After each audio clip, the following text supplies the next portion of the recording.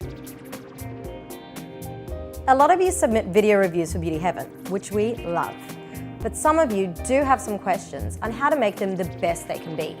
So we decided to put together a short video to give you some tips. First things first, location.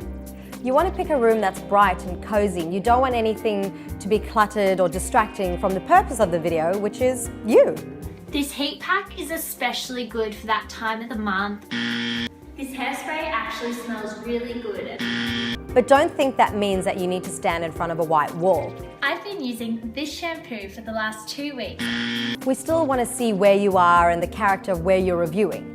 Just make sure that it's clean and neat. It's also a good idea to film somewhere quiet. We want to hear your words and not any noise that's in the background, so try and avoid common areas or places where people are milling about.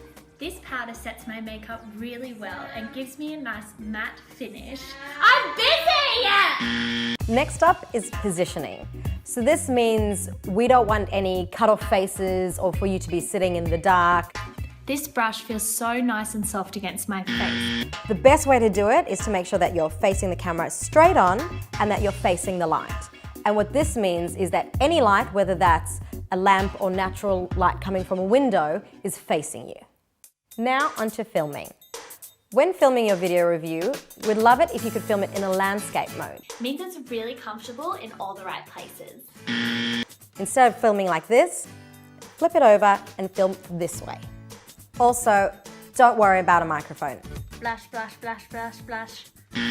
Just because we wear them doesn't mean you need to. Just make sure that you speak clearly and loudly, and that's good enough for us. Make sure that when you're speaking, you're looking at the camera and that you know what you're going to say before you say it. That way you don't have to start trailing off trying to figure it out or look down on a piece of paper. I tried this lipstick in the shade. By planning ahead what you're going to say, you won't end up repeating yourself.